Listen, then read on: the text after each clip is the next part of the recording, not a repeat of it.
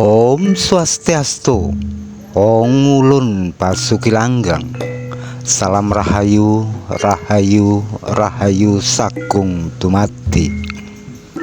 Baik Sobat Nusantara, kali ini kita berada di Pura Segara Wukir, tepatnya di Pantai Ngobaran, Gunung Kidul, Daerah Istimewa Yogyakarta.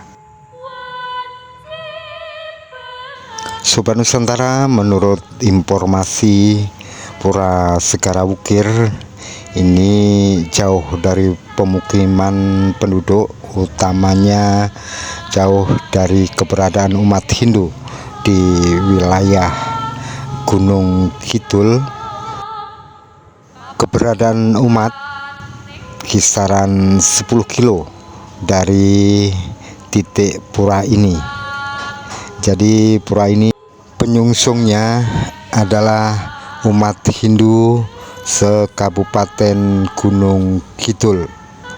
Dan di Kabupaten Gunung Kidul sendiri ada kurang lebih 16 pura sebagai penyungsung utama Pura Segara Wukir ini.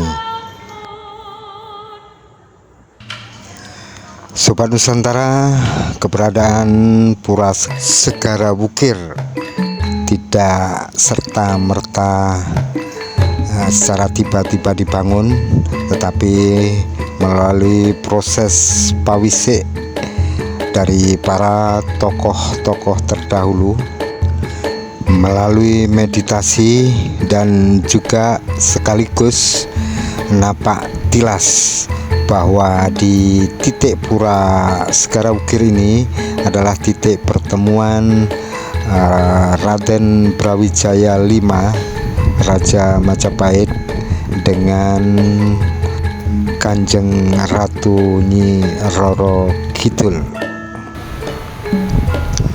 Baik Sobat Nusantara, lebih lengkapnya mari kita bersama-sama cerita sejarah dari berdirinya Pura Segara Wukir dari salah satu pengempon atau pengayah Romo Mangku Parman. Namun sebelumnya jangan lupa untuk mendukung channel ini, like, share, komen, serta subscribe tentunya. Terima kasih atas partisipasi Anda untuk mendukung perjalanan kami dalam upaya siar Dharma. Bahwa di dalam Pura Segara Wukir ini ada 7 pelinggih di dalam pura, yaitu masing-masing Padmasana, Dewa Baruna, Panglurah, Kanjeng Ratu Kidul, Brawijaya, Ratu Gede, sama Ismoyo. Jadi berdirinya pura ini sekitar tahun 85. Jadi waktu pertama berdirinya pura ini berdasarkan para sesepuh dulu mendapatkan pawisik bahwa di sini adalah satu-satunya petilasan Brawijaya V. Dari sesepuh dulu mendapatkan pawisik, di sini harus didirikan Pura Segara, yaitu untuk supaya nantinya umat Hindu kalau mengadakan upacara melasti atau upacara besar di Pantai Ngobaran ini tidak kehilangan kiblat atau arahnya. Jadi dulu itu ceritanya kan konon ceritanya di sini adalah petilasan Brawijaya V yang sebelum beliau moksa di Puncak Lawu itu dulu meditasinya sama Kanjeng Ratu Kidul kan di Pantai Ngobaran sini. Makanya di sini ada namanya Paseban Pantai Ngobaran, itu adalah satu-satunya pancer kekuasaan Kanjeng Ratu Kidul. Jadi kalau dari Pantai Ngobaran ini, dari Paseban ini kita menuju ke arah barat, penyeberangan Merak Bakauni sampai ke sana sudah bukan kekuasaan Kanjeng Ratu. Kalau dari Pantai Ngobaran ini, dari Paseban ini menuju ke timur, yaitu Ketapang Banyuwangi sampai di Bali sudah bukan kekuasaan Kanjeng Ratu Kidul. Terus yang di paling barat itu ada Ismoyo. Itu kalau dalam cerita Jawa itu kenapa di Pantai Ngobaran ini, di pura ini diadakan Candi Ismoyo. Ismoyo itu artinya Semar. Jadi dulu kan di sini juga pertapan beliau Semar, karena Semar itu mendapatkan tugas dari beliau Bathara Guru atau Dewa Siwa untuk menguasai 3 dunia, yaitu kalau di Hindu Burbaswah, kalau internasionalnya Nurkosmos, Mikrokosmos, sama Makrokosmos. Jadi beliau Ismoyo itu mendapatkan tugas dari beliau Bathara Guru untuk menguasai 3 dunia. Jadi kalau di ini Brawijaya ada kaitannya di Pantai Ngobaran ini karena dulu meditasinya sama beliau Kanjeng Ratu Kidul sebelum beliau moksa di Puncak Lawu.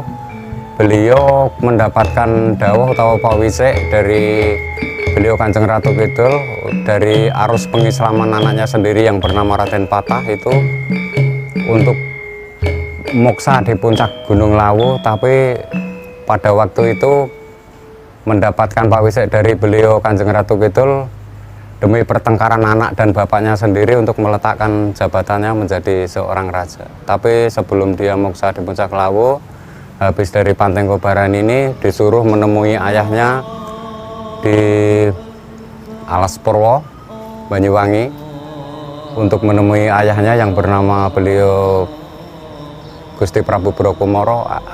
Akhirnya sama, petunjuknya sama seperti petunjuk dari beliau Kanjeng Ratu Kidul untuk meletakkan menjadi seorang raja demi pertengkaran anak dan bapaknya sendiri. Untuk itu makanya sebenarnya di pura ini tidak ada umat sama sekali, tidak ada umat Hindu.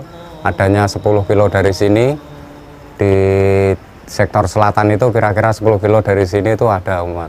Di Sumber, di Pucung, di Ngepoh itu ada, tapi kalau di sini nggak ada umatnya.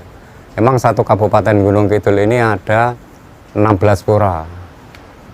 Yang paling banyak di sektor utara, itu di tempat saya di Ngawen itu banyak sendiri. Satu kecamatan itu ada 7 pura kalau di tempat saya, tapi cuman dekat-dekat, tidak jauh. Kalau saya di sini kan tugas standby, saya pulangnya tidak tentu. Jadi saya di sini 24 jam. Jarak rumah dari sini kira-kira saya sekitar 60 kilo.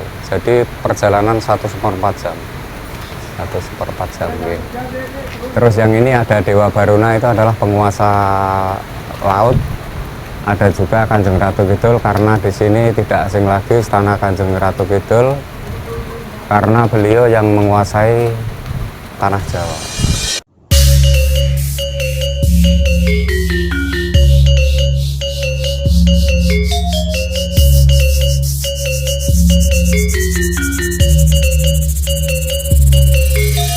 Sobat Nusantara dimanapun Anda berada, demikianlah sekilas informasi sejarah berdirinya Pura Segara Wukir yang keberadaannya di Pantai Ngobaran, Kabupaten Gunung Kidul, Daerah Istimewa Yogyakarta.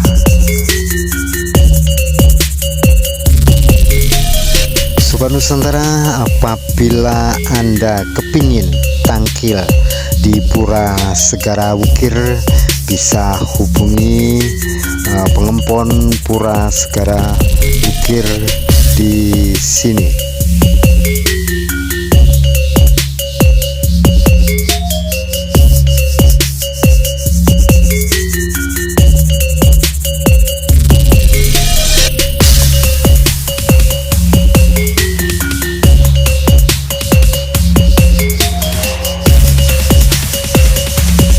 Sobat Nusantara, bisa kita lihat bersama bagaimana deretan bunga-bunga yang menghiasi keberadaan Pura Segara Wukir dengan begitu indahnya, penuh dengan warna-warni bunga.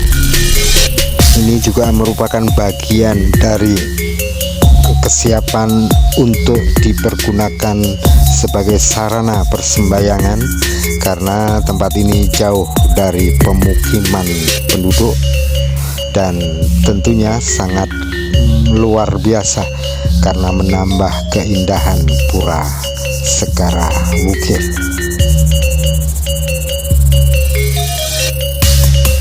Dari Pura Segara Wukir, Bima Yanto Channel melaporkan, dan akhir kata Om Santi Santi Santi Om Ong Ulun Basuki Langgang. Salam rahayu, rahayu, rahayu, Sagung dumati.